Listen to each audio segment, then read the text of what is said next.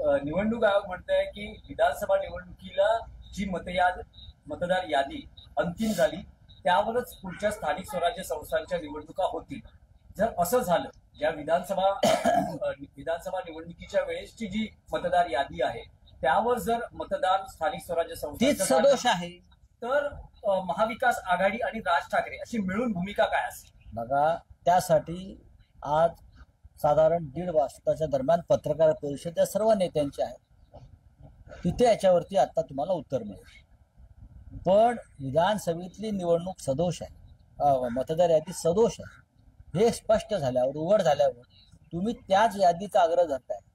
पण पुन्हा या मधल्या काळामध्ये अनेक ठिकाणी पुन्हा डुप्लिकेट मतदार आलेले आहेत, जसे काल नाशिक असेल, आता दिव्याचे दाखवतोय आम्ही, मुंबईतल्या वॉर्डामधले आम्ही आकडे दाखवतोय। आम्ही काय कार्यकर्ते तुम्हाला काय मूर्ख वाटलो का? राजकीय कार्यकर्ते आमची पदरमोड करून दिवस रात्र आम्ही काम करतो आहोत मतदार यादीवर। निवडणूक आयोगाकडे काय यंत्रणा आहे? भाजपची यंत्रणा वापरते निवडणूक आयोग। निवडणूक आयोग भाजपचा बटेक झालेला। निवड यादी संदर्भात आता तुम्हाला घोळ समोर आलाय। येणाऱ्या काळात आधार कार्ड पण आणि माणसाबळ शोधाची वेळ तुमच्यावरती येणार का?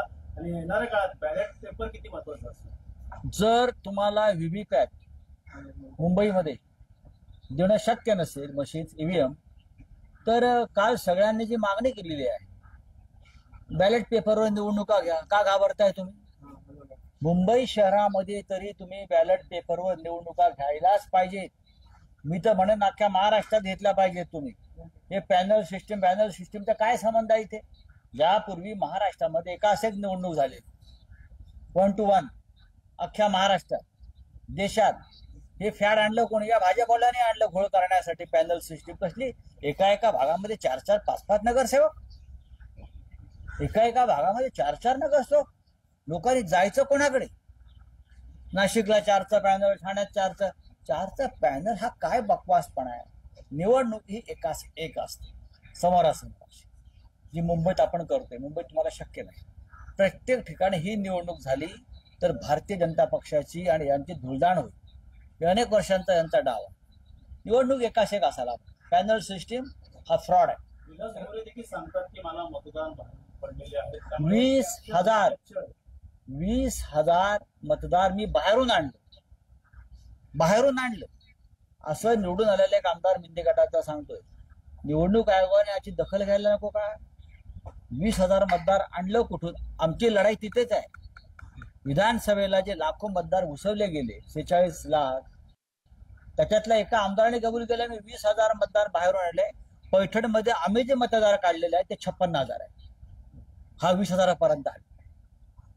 पैठण मतदारसंघामध्ये 56,000 डुप्लिकेट बाहेर आणलेले मतदार होते।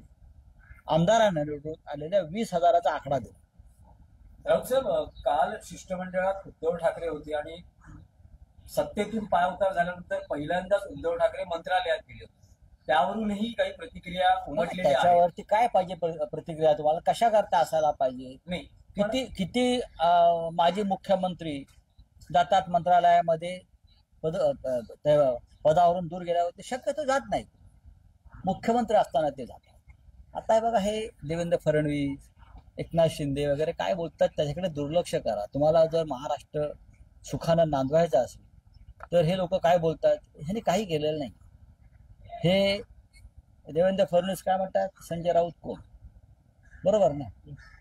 त्यांना जर या महाराष्ट्र राज्याचा 25 वर्ष खासदार असलेला माणूस माहीत नसेल तर त्यांना त्यांच्यावरती उपचार करण्याची गरज आहे।